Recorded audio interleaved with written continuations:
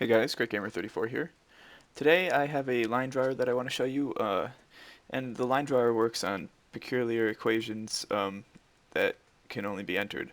But I'll show you the algorithm and stuff and how it works, but first I'm going to actually show you it working. So the restrictions on this is the y equals mx plus b equation. The m part has to be integer only. For an example, y equals 1x plus b, y equals 3x plus b, y equals 8x plus b. You can do any of that, and b can be 0 through 15, and the integer for m can be 0 through 16, or 0 through 15. So as you can see here, I graphed 3x plus 1, and there it goes up. So I'm going to go ahead and plot another line. I'm going to actually clear everything,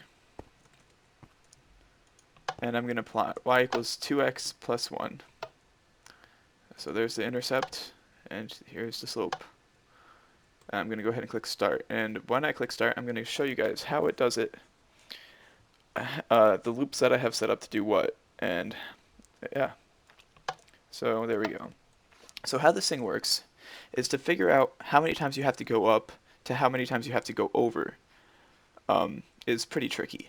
So how I do that is I save each of the inputs into registers the moment that you start the cycle. The y-intercept comes into a program counter as a branch, basically, and gets loaded in immediately, and then that comes into this y decoder right here, which will then pick the y location at the 0th x location and plot it. So that's how you get your y-intercept.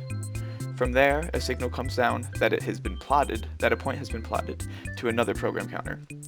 This program counter down here keeps track of how many times the point has been plotted on the screen, and this is needed because you need to know how many times the point is plotted each cycle of x.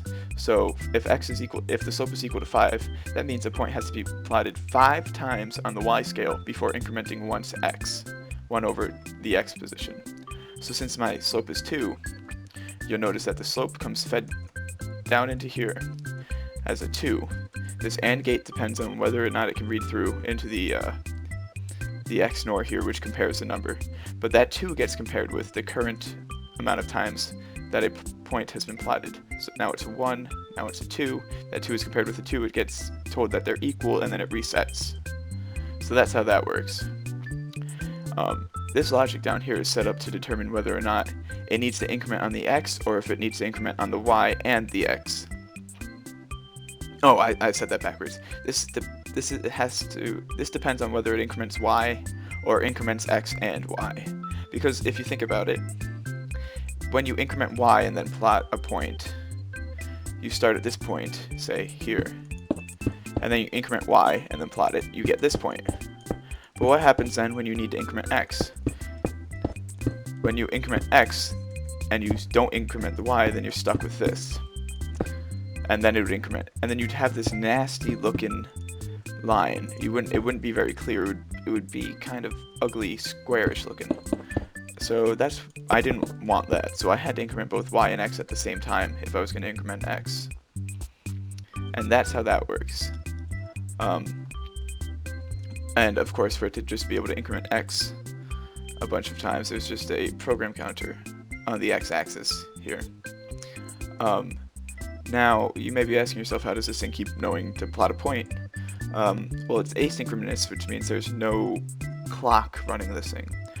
How that works is every time a point gets plotted, this flashes.